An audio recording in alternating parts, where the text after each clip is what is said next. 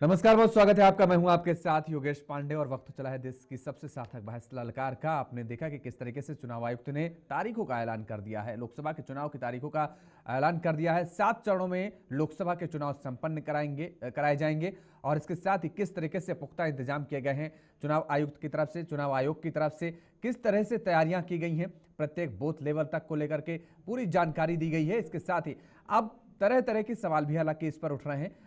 तमाम तरह की पार्टियां, जो अगर हम राजनीतिक दलों का जिक्र करें, खासतौर पर विपक्षी दलों का, तो उनकी तरफ से सवाल उठाए जा रहे हैं। 7 चरणों को लेकर के भी तरह तरह की चर्चाएं हो रही हैं कि आखिर इतना लंबा पीरियड जो लिया जा रहा है, 7 चरणों में चुनाव क्यों संपन्न कराए जा रहे हैं। राज्यों की अपनी कहानी है। अगर हम पश्चिम बंगाल का जिक्र करें तो वहां पर भी ये बात कही जा रही कि भाई एक चरण में चुनाव संपन्न कराए जा सकते थे। बिहार में भी जिस तरीके से 7 चरणों में चुनाव संपन्न होंगे उसको लेकर के भी तरह तरह के सवाल उठ रहे हैं।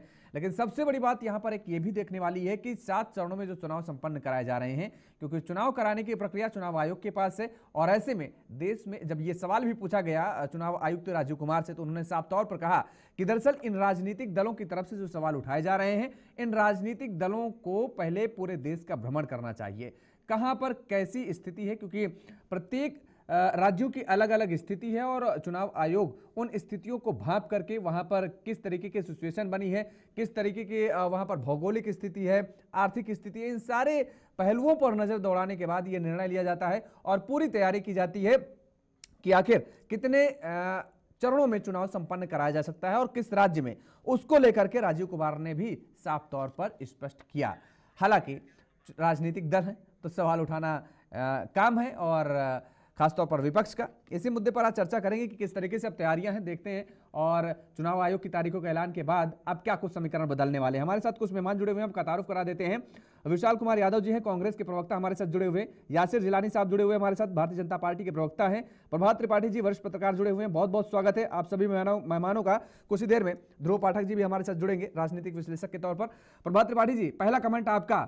चुनाव की तारीखों का ऐलान हो गया है, क्या कुछ अब परिदृश्य बदलने वाला है? क्योंकि अभी तक तो सभी सियासी दलों की तरफ से और जिन राज्यों में या केंद्र में सरकार है, जैसे भारतीय जनता पार्टी के, जिन राज्यों में जिसकी भी सरकार है, उनकी तरफ से अलग अलग कोशिशें की जा रही थी। अब फिलहाल कोड ऑफ कंडक्ट लग गया है, क्या परिवर्तित नजर आ रहा है? अब क्या तस्वीर नजर आ रही है आपको?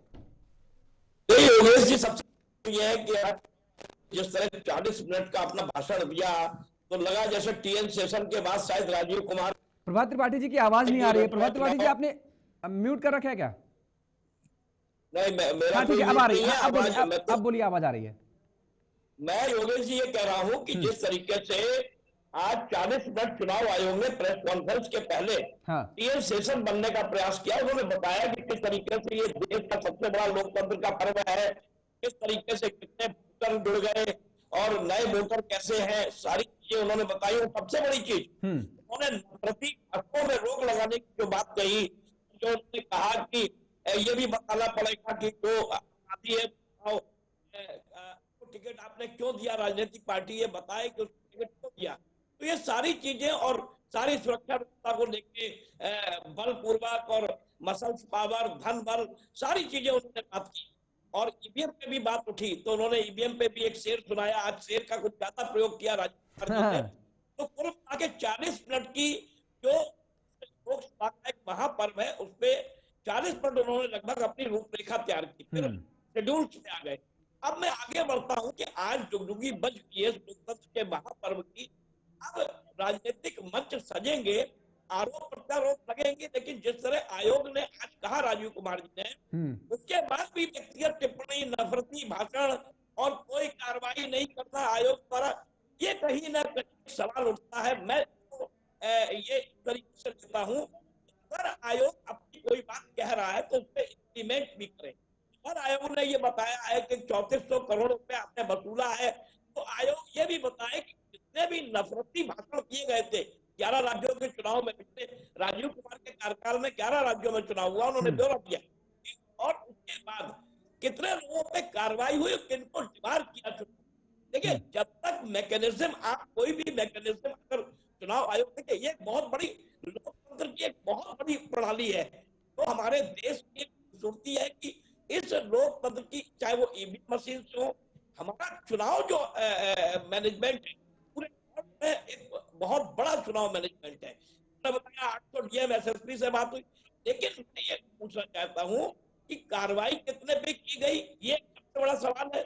और इस 2024 के मंच पे क्या फिर व्यक्तिगत टिप्पणी नहीं होगी या नफरती भाषण नहीं होंगे, मुद्दे कहां चले जाएंगे? उन्होंने बताया कि युवा वोटर, और देखिए मैं आपके पहले फेस में इतना कह दूं कि मैं लोकतंत्र के इस पर्व में राजनीतिक दल आएंगे, अभी आरोप प्रत्यारोप लगाएंगे, भारतीय जनता पार्टी को 10 साल बताने का अपना है, राम मंदिर से लेकर कई मुद्दे हैं, विपक्ष को इलेक्ट्रॉनिक बॉन्ड में घिरने का मुद्दा है, पेट्रोल डीजल क्यों बढ़ाया गया ये मुद्दा है, और ये भी मुद्दा है कि विपक्ष को भी जो पैसा मिला वो कैसे मिला, क्यों मिला, क्योंकि ये मुद्दा नहीं बिल्कुल ये बनेगा। फिर सारे मैं आपसे तमाम योगेश जी मुद्दे। कहूंगा कि मुद्दा बनेगा व्यक्तिगत टिप्पणी, और मुद्दा बनेगा व्यक्तिगत टिप्पणी और मुद्दा बनेगा हिंदू मुसलमान। आप देख लीजिएगा जिस आयोग बात इस को पे लेकर के कैसे रोक चुनाव आयुक्त लगाएगा, ने ये ये सबसे बड़ा बात कही सवाल। है कि सभी राजनीतिक दल जो है अपने अपने स्टार प्रचारकों को ये समझाएंगे हमारी गाइडलाइन क्या है, जो कि हमने क्या जारी किया है उसको बताएंगे, मतलब वो सब धरा का धरा रह जाएगा आपके मुताबिक ये। खैर देखेंगे आके। यासिर जिलानी जी, जब परीक्षा होती है, किसी छात्र जब वो उस परीक्षा की तैयारी करता है तो जिसकी अच्छी तैयारी होती है वो तो कहता है ठीक है, कभी भी डेट आ जाए एग्जाम की, वो बिल्कुल खुश रहता है। लेकिन जिसकी तैयारी थोड़ी सी कमजोर रहती है वो कहता है साहब अभी नहीं, अभी थोड़ा सा और डिले हो जाए, या इतने चरणों में क्यों, इतनी डेटों में क्यों, तारीख को लेकर के कि भाई एक दिन का समय क्यों नहीं दिया गया, बीच में गैप ज्यादा होना चाहिए एग्जाम के लिए। तो उस टाइप यहां पर कहा जा रहा है कि दरअसल यहां पर गैपिंग क्यों इतनी दी जा रही है, बढ़ाई जा रही है। ये मानते हैं कि आपकी तैयारी बहुत अच्छी है और विपक्ष थोड़ा इसमें ढीला नजर आ रहा है क्या? नहीं, देखिए हमारी जो भारतीय जनता पार्टी का पांडे जी मूल मंत्र है ना, जिस दिन चुनाव होता है सरकार बनती है, राज्य स्तरीय में चर्चा में आ रहा हूँ, उसके बाद जब सरकार बन जाती है दूसरे दिन से ही भारतीय जनता पार्टी का कार्यकर्ता अपने कार्य के लिए निरंतर निकल पड़ता है और निरंतर लगातार कार्य करता है। वो समिति अध्यक्ष से लेके पन्ना प्रमुख से लेके मंडल के मंत्री, महामंत्री, मंडल का अध्यक्ष, जिले की पूरी कार्यकारिणी, जिला अध्यक्ष, प्रदेश की कार्यकारिणी, प्रदेश के अध्यक्ष, और इसी स्तर से राष्ट्रीय स्तर तक के जिनके पास जो दायित्व होता है वो अपना कर्तव्य मान के लोगों के बीच में, जनमानस के बीच में, अपने काडर के बीच में अपने जो कार्यक्रम सरकार बनाती है उस कार्यक्रम को सरकार के मुखिया प्रधानमंत्री ने अपना कर्तव्य मान के जिस तरीके से पिछले 9 साल 10 साल में और पिछले 5 साल के 2019 के बाद के टेन्योर में पूरा किया है, उसकी लगातार समीक्षा, उसकी लगातार उस पर नजर कि कैसे किया जाए। इसलिए हम भारतीय जनता पार्टी के कैडर हमेशा चुनाव के लिए तैयार रहते हैं और जो भी परिस्थिति सामने आती है। लेकिन आज देखिए बहुत खूबसूरत सी चीजें इलेक्शन कमीशन से निकल के आई, बहुत ही अच्छे मूड में, शेर व शायरी की मूड में अपनी कविताओं अभी उन्होंने पढ़ के सुनाई। तो उन्होंने सारी बातें, लेकिन उन्होंने जब क्वेश्चन एक पत्रकार महोदय ने पहला ही क्वेश्चन उन्होंने किसी टीवी के पत्रकार ने जब पूछा कि क्या रहेगा, किस तरीके से जो पिछले सारी चीजें रही हैं उसका आपने कभी हमारे साथ किसी तरह की कोई चीज साझा नहीं करी, तो उन्होंने एक मोटी सी किताब दिखाई। उस किताब को कहा कि अगर आप अपनी पत्रकारिता करते हैं तो कम से कम हमारी वेबसाइट पे आके हमारी किताब को देख के कि किन किन लोगों के खिलाफ अगर शिकायत आई है तो उस शिकायत पे क्या कार्रवाई की गई है, हमारे यहाँ वेबसाइट पे मौजूद। इस पे लेकिन चर्चा, क्योंकि वो उनका क्वेश्चन आंसर का पूरा दौर था और उन्होंने अपने पूरे जो 1-1.5 घंटे का पूरी समीक्षा के साथ पूरे एक तरीके से एक बिंदु पे उन्होंने A to Z तक जो बातें कही हैं, जो गाइडलाइंस दिए हैं। राज्य में इस बार एक बड़ा अधिकारी चुनाव को हर जिले में मॉनिटरिंग के लिए रहेगा। किसी तरह की कोई दबंगई, किसी तरह का कोई कंप्लेन आती है उस पर भी मॉनिटरिंग होगी। तमाम अधिकारियों को अपने माध्यम से उन्होंने जो एक तरीके से सूचना दिया है, उनको बताया है। तो मुझे लगता है कि हमें बहुत पॉजिटिव वे में सारी चीजों को लेना चाहिए, क्योंकि अंत में तो चुनाव मुद्दे के बेस पे होगा, विकास के बेस पे आधार पे होगा। और जो पिछले 5 सालों में दृढ़ इच्छा शक्ति के चलिए, नेतृत्व अच्छी वाले बात है यासिर जी, प्रधानमंत्री अगर नरेंद्र मुद्दों पर मोदी ने चुनाव अपना हो कर्तव्य मान तो के बहुत अच्छी इस बात है, और कार्यक्रम को क्रियान्वित किया है, उस आधार पे चुनाव। मुद्दों के इर्द गिर्द ही घूमता रहे तो बहुत अच्छी बात है। चुनाव आयुक्त ने भी इसी और अंदेशा जाहिर किया। ध्रुव पाठक भी हमारे हैं, राजनीतिक विश्लेषक हैं। ध्रुव जी, आपका भी बहुत बहुत स्वागत है। विशाल जी, कितना तैयार है इंडिया गठबंधन और कांग्रेस कितना तैयार है?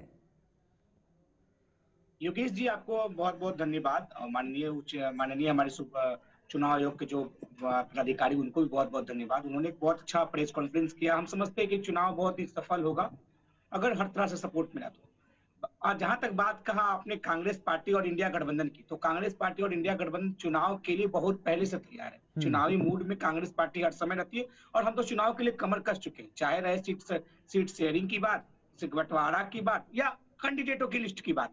भाजपा बताए कि उनके किस राज्य में गठबंधन का सीट बंटवारा हो गया है।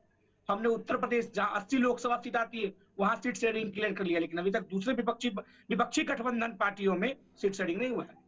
बिहार, हमने वहां भी सीट शेयरिंग क्लियर कर लिया, बस 1-2 दिन में क्लियर हो जाए। गुजरात, दिल्ली, हमने सब जगह। तो कांग्रेस पार्टी पूरी मुस्तैदी के साथ आने वाले लोकसभा चुनाव में लड़ेगी, और तानाशाही हुकूमत सरकार को सत्ता से बेदखल करने के लिए हम लोग एकदम डट कर मुकाबला करने के लिए एकदम तैयार है। इसमें कोई दो मत की बात नहीं। आप लोग हमेशा ईवीएम पर सवाल उठाते रहे हैं, और शेरो शायरी से जो आज पूरा प्रेस कॉन्फ्रेंस गुंजायमान रहा, वो प्रभात जी ने भी जिक्र किया, यासिर जी ने जिक्र किया।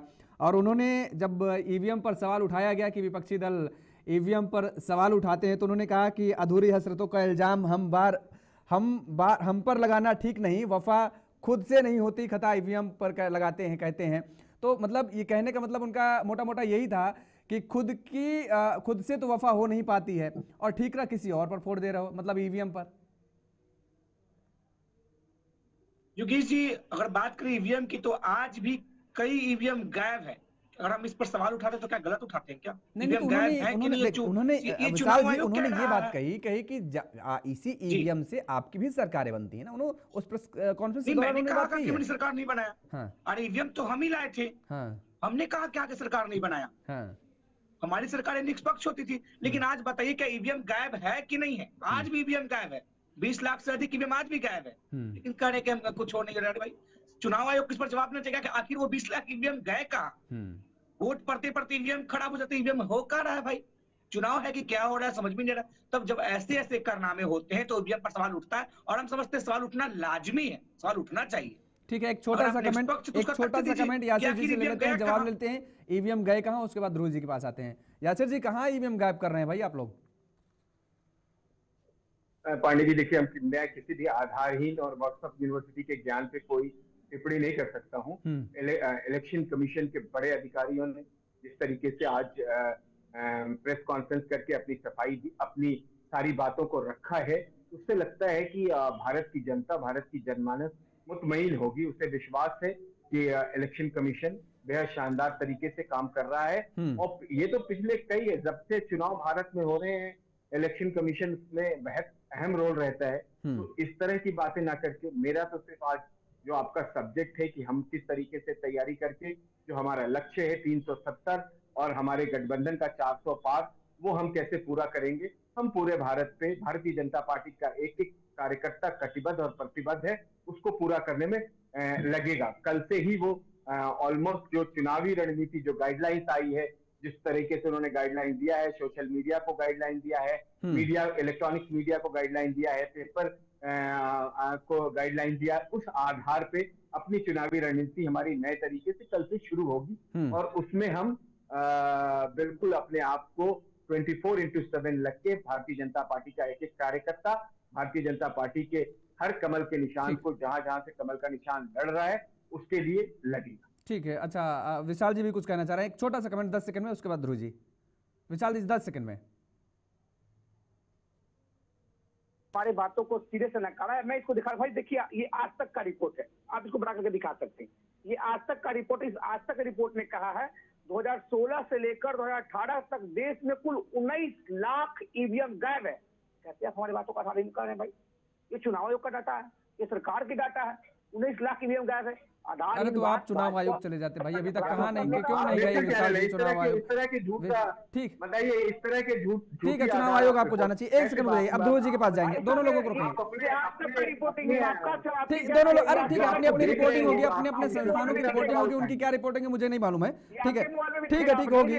ध्रुव जी, अरे रुक जाइए भाई, रुकिए रुकिए रुकिए भाई, अब ध्रुव जी के पास जाने दीजिए थोड़ा। ध्रुव जी, आज जो तारीखों का ऐलान हुआ है, 7 चरणों में मतदान संपन्न कराए जाएंगे, लेकिन एक बात मैं आपसे समझना चाहूंगा कि पहला चरण जो है 19 अप्रैल और दूसरा चरण उसके बाद 26 अप्रैल और तीसरा 7 मई को, ये बीच में इतना गैप क्यों दिया जा रहा है, ये समझ नहीं आया। उसके बाद 13 मई, 20 मई, 25 मई, ये थोड़ा सा जो डिस्टेंस ज़्यादा है दिनों का, क्या ऐसा नहीं लगता आपको कि जो मतदाता है, क्योंकि हम लोग लगातार और चुनाव आयोग लगातार इस बात का प्रयास करता रहता है कि बढ़ चढ़ करके लोग मतदान करें, इस दौरान इतनी गैपिंग का असर क्या मतदाताओं पर पड़ सकता है क्या?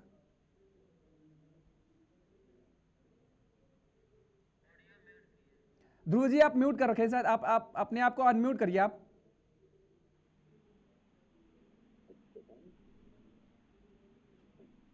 आ रही है आवाज? जी आप बोलिए।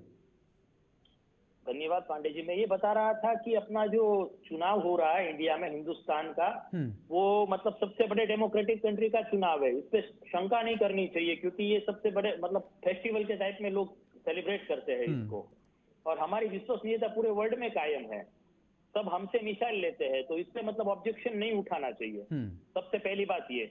और गैप का जो सवाल है वो इलेक्शन कमीशन ने कुछ सोच समझ के किया होगा, और बार बार ईवीएम पे ये लोग सवाल उठाते हैं, हर बार ये लोग इलेक्शन कमीशन क्लियर करता है, तो ये आरोप सारे निराधार है। इससे जनता में संशय बना रखना चाहते हैं ये लोग, और कुछ नहीं है।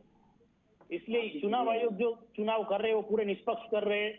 इन लोगों की गवर्नमेंट बन रही है तो अच्छा लगता है, इन लोगों की गवर्नमेंट जब हार जाती है तो इन लोगों को बुरा लगता है, तो इस पे संशय उठाना नहीं चाहिए। चुनाव आयोग पूरा निष्पक्ष तरीके से चुनाव करवाता है, और हर एक को ये बात पता है कि इंडिया का सिस्टम है चुनाव का, वो सबसे बेस्ट सिस्टम है, और सबसे बड़ा डेमोक्रेटिक कंट्री का ये चुनाव का फेस्टिवल के टाइप में लोग यहाँ पे करते हैं, तो इस पे संशय नहीं उठाना चाहिए, किसी भी तरह का संशय नहीं उठाना चाहिए। लेकिन क्या ये नहीं मानते हैं कि चुनाव आयोग को भी अपने को निष्पक्ष बनाए रखना बड़ी चुनौती है, क्योंकि समय समय पर सवाल उठते रहे हैं, और जिस तरीके से चुनाव आयोग की तरफ से तमाम तरीके की गाइडलाइन जारी की जाती हैं, लेकिन उनका पालन कितना होता है राजनीतिक दलों की तरफ से, ये भी हम भी देखते हैं, आप भी देखते हैं, सब जानते हैं, मुझे लगता है।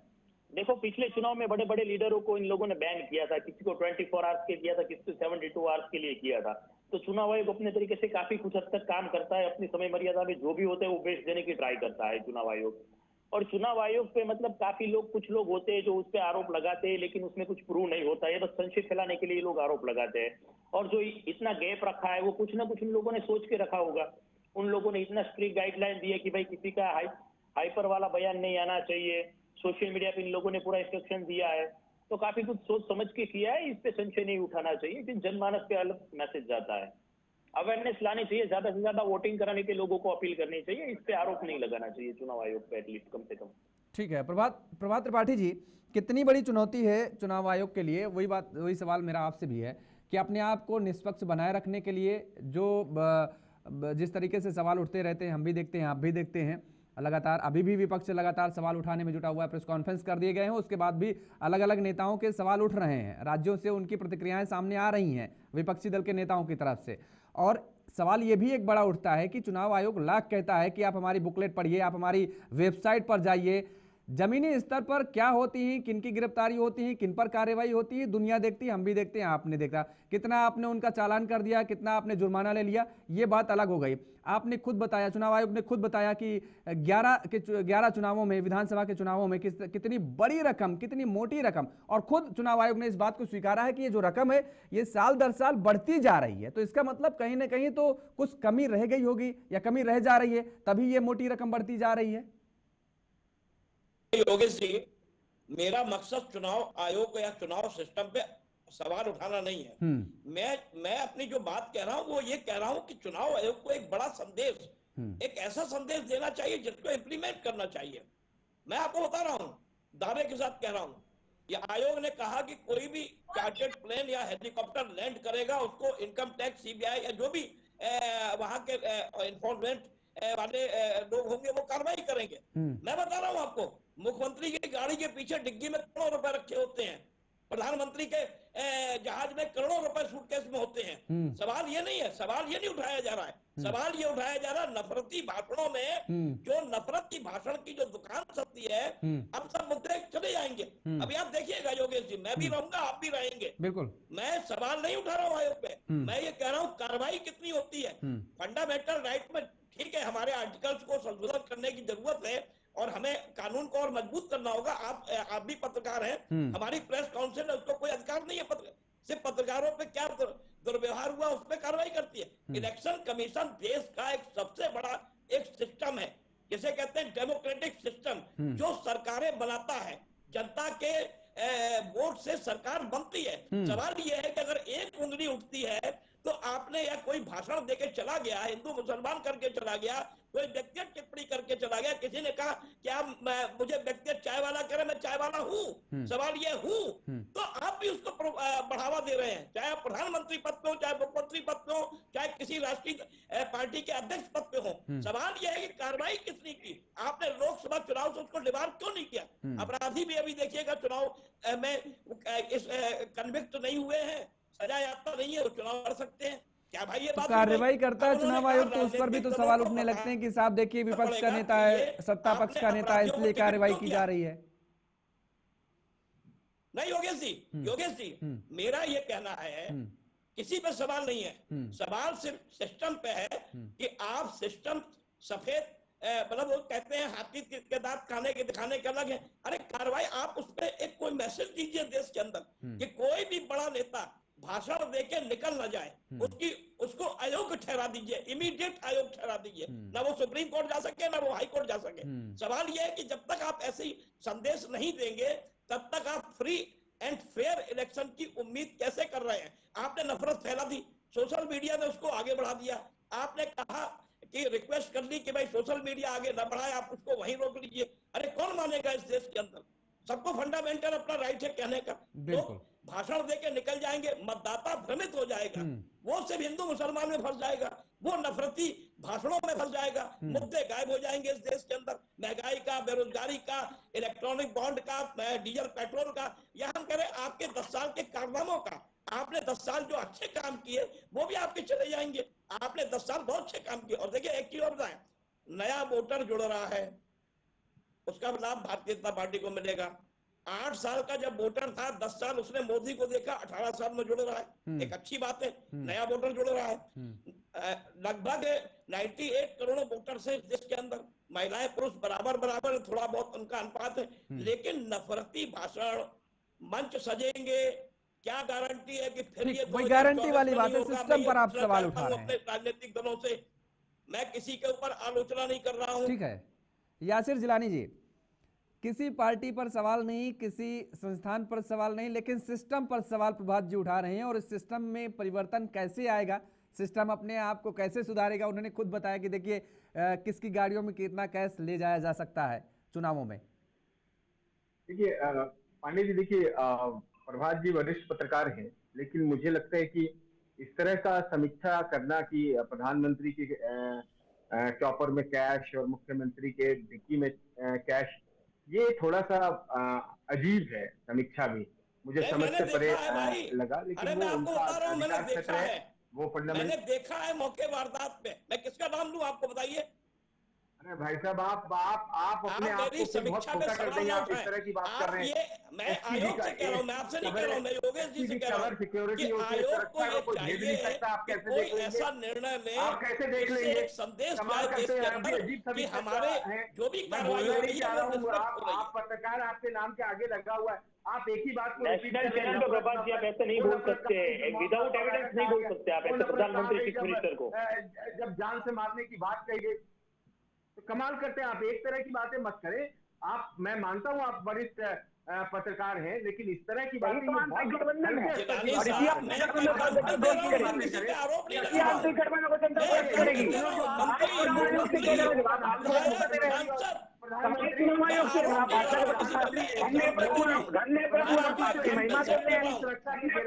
आप मेरे ऊपर सवाल न उठाएं, आप मेरे ऊपर सवाल न उठाएं, आप मेरे ऊपर। मैं एक एग्जाम्पल दे रहा हूं कि आप इसको कैसे रोकेंगे। इस व्यवस्था को कैसे रोकेंगे? हम कौन सा एक ऐसा आपने निर्णय लिया आज तक इलेक्शन कमीशन ने कि किसी की चुनाव लड़ने से उसको रोक दिया? नफरती भाषण। अभी कोई फिर कहेगा चौकीदार चोर है, कोई फिर कहेगा चाय वाला है। आपका तो काम हो जाएगा, आपका तो काम जनता के बीच हो जाएगा ना, आपका तो वोट पोलराइज हो जाएगा। नहीं हमारा योगेश जी, हमारा विशाल जी आ रहे हैं, विशाल जी आ रहे हैं आपके पास, एक सेकंड रुकिए, विशाल जी आ रहे हैं आपके पास, याचिर जी। देखिए हमारा काम जो है ना, हमारे विकास के आधार पर है। हम पिछले 5 साल में जिस तरीके से हर नल में जल भेजा है, उस आधार पे होगा। हमारा आधार जो होगा, गरीबों को हमने छत दिया है जिसमें कोई भेदभाव नहीं हुआ है, सबका साथ विकास का सबसे आदर्श उदाहरण पेश किया है, उस आधार पे होगा।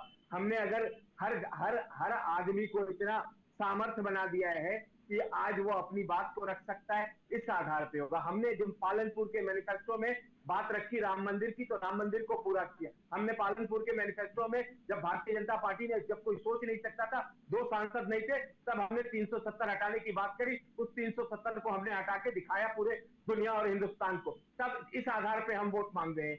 हमारा जो आधार है, हमने जो बात कही, जो गारंटी हमारे प्रधानमंत्री आज दे रहे हैं, वो लोगों को पसंद आती है। हमारे प्रधानमंत्री का नेतृत्व पूरे दुनिया में अपना एक तरीके से लोहा मनवा रहा है। बड़े बड़े देश उसके साथ खड़े होने में, कंधे से कंधा मिलाने में, चलने में आज अपने आप को गौरवान्वित महसूस करते हैं। हम इस आधार पे वोट मांग रहे हैं। ये हमारा आधार है। हमारा आधार नफरत नहीं है। हम मौत के सौदागर नहीं कहते, हम जान से मारने की बात नहीं करते, हम गाली गलौज नहीं करते, हम सनातन के ऊपर प्रहार नहीं करते कि हिंदू तो सनातन हिंदू तो मलेरिया और डेंगू है। हम इस आधार पे वोट नहीं मांगने जा रहे।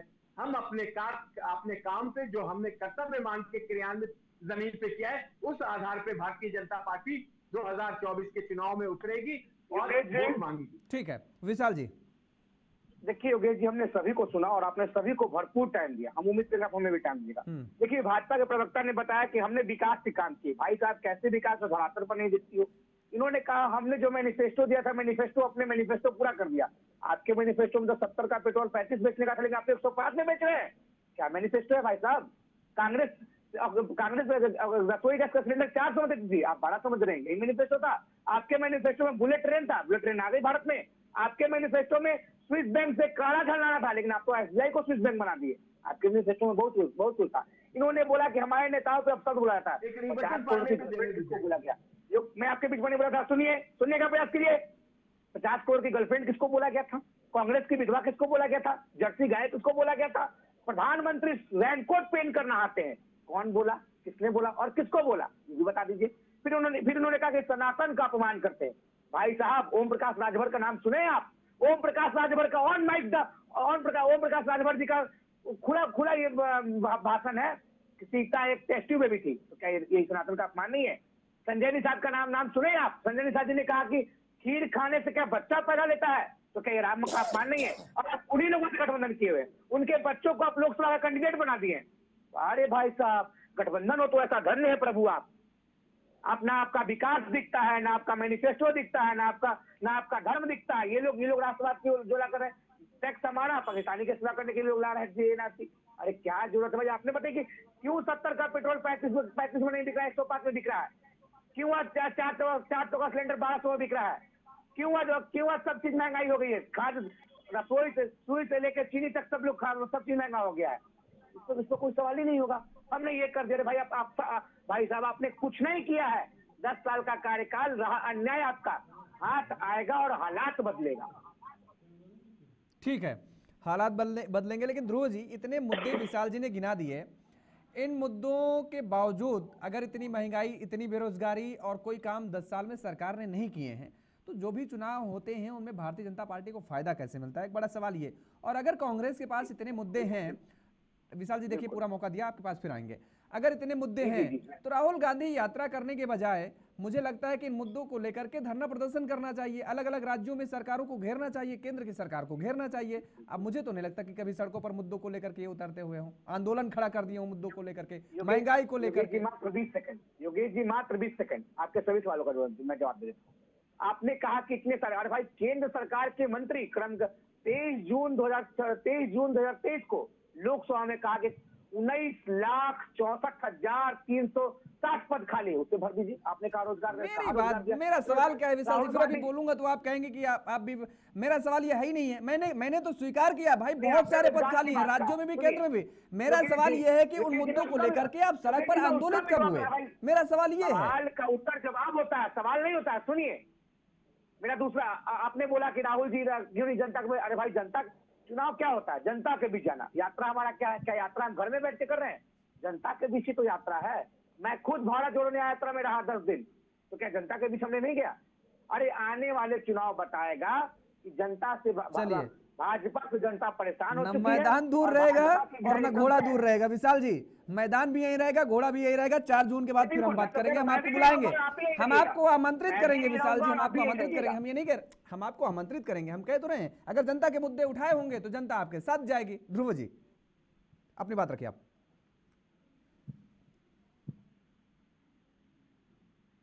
ध्रुव पाठक जी आवाज आ रही है?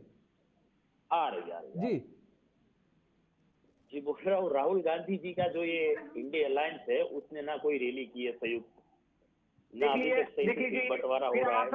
बीजेपी हमारे अलायंस का नाम इंडिया है, हमारे अलायंस का नाम इंडिया है। आप भाजपा जी देखिए अभी आपकी बात उन्होंने सुनी, अभी आपकी बात उन्होंने सुनी विशाल जी, अभी आपकी बात उन्होंने सुनी, धैर्यपूर्वक सुनिए। गलत बोलिएगा बिल्कुल नहीं सुनूंगा, गलत बोलिएगा बिल्कुल नहीं सुनूंगा। अलायंस का नाम इंडिया है। ये भाजपा के प्रवक्ता होते तो मैं इनका बात सुन लेता, ये भाजपा के प्रवक्ता होते तो मैं इनका बात सुन लेता, लेकिन ये राजनीतिक विश्लेषक बन करा है। राजनीतिक विश्लेषक ये दोनों पार्टियां बराबर होती है। अगर ये भाजपा के प्रवक्ता होते तो मैं बिल्कुल सुन लेता। गठबंधन का नाम इंडिया है, गठबंधन का नाम इंडिया है। आपके जितना अग्रेसिव राहुल गांधी जी को बनाइए, उसको बोलिए ग्राउंड पे काम करें। आप पहले बात तो सुन लीजिए। और आप गठबंधन का नाम इंडिया है, इंडिया बोलिए, मत बोलिए। अगर आप भाजपा के प्रवक्ता होते तो मैं सुनने का मापदा रखिए, सुनने का मापदा रखिए। इंडिया बोलिए, मैं बिल्कुल सुनूंगा। आप बोल रहे थे हम नहीं बोल रहे थे ना, आप बोल रहे थे तो हम बोल रहे थे, बीच में नहीं बोल रहे थे। सुनिए, सुनने का मापदा रखिए। नाम जो बोलिए, मैं बिल्कुल आपको आमंत्रित करता हूँ भाई। आप जो बैठे सुन लीजिए, बड़े बड़े न्यूज़पेपर में आता है तो आप उससे कुछ नहीं बोलते, यहाँ पे क्यों बोल रहे हैं? हर जगह यही बोलते हैं लोग, सभी पर बोला जाता है। लेकिन राजनीतिक विश्लेषक का काम होता है दोनों पक्ष को बराबर देखना। भाजपा का एजेंडा मत चलाइए।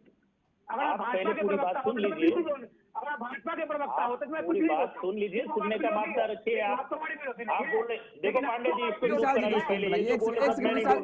ध्रुव जी को स्क्रीन पे लाइए, ध्रुव जी को स्क्रीन पे लाइए, ध्रुव जी को लाइए स्क्रीन पे।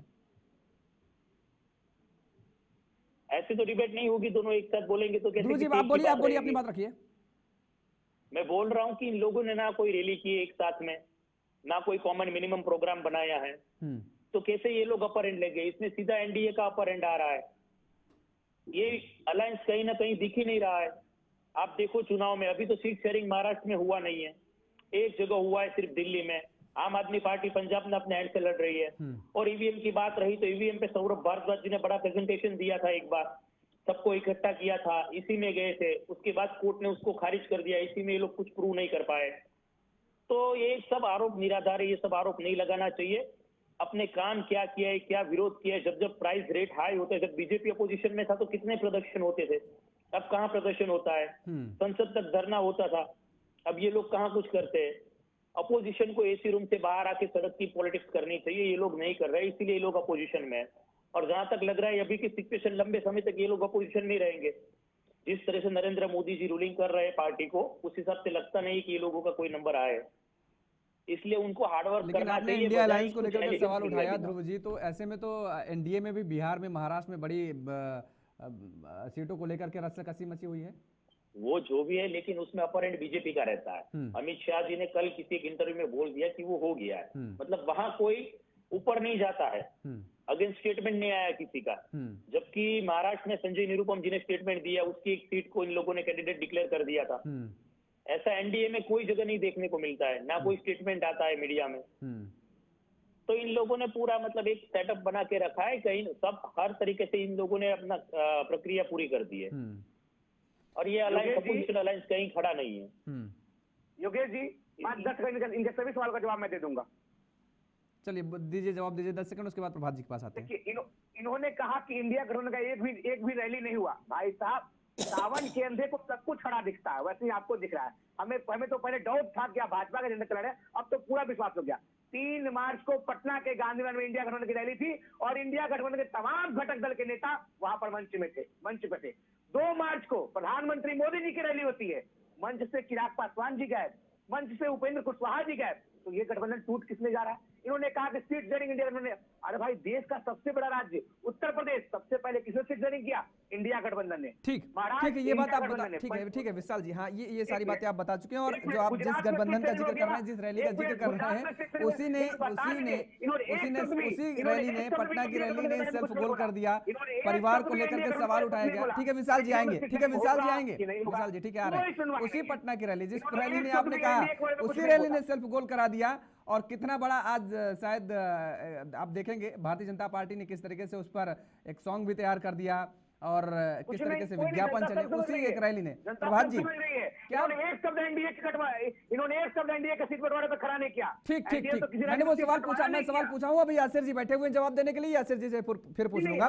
प्रभात जी, क्या ये नहीं लगता है कि इन जवाबों को लेकर के, बयानबाजियों को लेकर के जो सवाल उठाए जाते हैं, इंडिया गठबंधन में जो भी राजनीतिक दल हैं या उनके नेता हैं, वो खुद जो बयान देते हैं वो खुद सेल्फ गोल हो जाते हैं, अपने ही बयानों में फंस जाते हैं और वो बयान भारतीय जनता पार्टी या एनडीए के लिए कहीं ना कहीं फायदेमंद साबित होते हैं। देखिए योगेश जी, मैं बड़े आदर से ये कहना चाहता हूं कि किसी के ऊपर आरोप लगाने की बात नहीं है। मैं जो अपनी समीक्षा कर रहा हूं, 2004 के लोकसभा चुनाव से इस देश में 30 करोड़ नए वोटर जुड़े। अगर आज 90 करोड़ मतदाता हैं तो 2004 के बाद 30 करोड़ मतदाता जुड़ा। इस देश का नया मतदाता जो वोट डालने के लिए आया। 2004 से 2024 तक 20 साल में 4 लोकसभा चुनाव हुए। चारों लोकसभा चुनाव को मैं देख रहा हूं, बड़े बड़े दिग्गज जब चुनाव आता है और चुनाव के पहले भी डिबेटें शुरू हो जाती हैं, इस तरीके के भाषण होते हैं, इस तरीके की चीजें मंच पे सस्ती हैं। विकास के डेवलपमेंट की चीज तो आती ही नहीं है। कई हिंदू मुसलमान, भारत पाकिस्तान, जिसका कोई मतलब ही नहीं है, जिसका इस चुनाव से कोई मतलब नहीं है। मैं कह रहा हूं आपसे, मैं कह रहा हूं कि आज तक वेबसाइट में जाने की जरूरत नहीं है। आज तक मुझे 4 लोकसभा चुनाव में नफरती भाषण, धन बल, पैसा कितना आया, कितना कहां शराब बटी, क्या हुआ, उसपे कोई रोक नहीं। हमारा बहुत बड़ा डेमोक्रेटिक कंट्री है, भारत का बहुत बड़ा चुनाव प्रणाली है, बहुत अच्छी चीजें, सब कुछ है। हम अपने घर में अपने फोरम पे बात कर रहे हैं ना। मेरा ये कहना है कि अगर कोई कार्रवाई एक दो ऐसी होती जिससे कि वो माहौल ना बनता इस देश के अंदर, आम चुनाव में, आम चुनाव एक बड़ा चुनाव होता है, देश के की तकदीर का फैसला मतदाता करता है।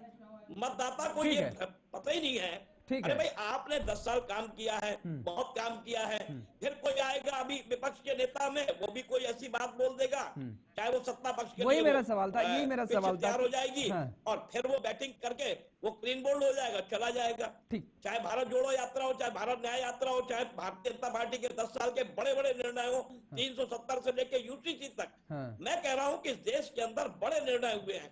देश एक नई दिशा की ओर जा रहा है। विकासशील भारत का अगर हम सपना देख रहे हैं, विश्व गुरु बनने का सपना देख रहे हैं, तो हमें अपने सिस्टम में, हमें अपने कथनी और करनी में, और हमें अपने पावर का इस्तेमाल करते हुए उस नफरती चीज को, उन चीजों को मंच से बाहर करना पड़ेगा जो चीजों का फायदा उठा के, उसका लवादा ओढ़ के राजनीतिक दल सत्ता प्राप्त करते हैं या सत्ता हटाते हैं। मैं ये कह रहा हूं, बस मेरी एक आज के डिबेट में, क्योंकि आज इलेक्शन कमीशन कर दे रहे, आज राजनीतिक दलों का नहीं है। बिल्कुल, राजनीतिक दल तो कल से फिर शुरू हो जाए कि आपने ये नहीं किया, आपने ये नहीं किया, आपने ये नहीं किया। आज हमारी जो इलेक्शन कमीशन की प्रेस कॉन्फ्रेंस है, उसके आधार पे ये एक महत्वपूर्ण सवाल है समाज के हित के लिए, प्रभात त्रिपाठी के हित के लिए नहीं, समाज के हित के लिए, कि जो मतदाता हमारा अमूल मतदाता है, जिसको 5 साल बाद एक ऐसे मत से सरकार बदलने का या सरकार लाने का निर्णय लेना पड़ता है, जो 5 साल इंतजार करता है। नेता तो रोज चिल्लाते हैं, ठीक बात, अपने बड़ा लंबा इंतजार 5 साल करना पड़ता है और उसके बाद जब वो समय आता है तो समय का दुरुपयोग नहीं होना चाहिए। यासिर जी माफ कीजिएगा, आपके पास आना चाह रहा था लेकिन समय इजाजत नहीं दे रहा है, इसलिए चर्चा को हमें यहीं पे समाप्त करना पड़ रहा है। आप सभी मेहमानों का बहुत बहुत शुक्रिया, बहुत धन्यवाद हमारे साथ जुड़ने के लिए। और इस बीच आपको सीधे चुनाव आयोग की जहां पर प्रेस कॉन्फ्रेंस हुई है वहां पर भी ले चले, लेकिन उससे पहले यहां पर रुकेंगे छोटे से ब्रेक के लिए।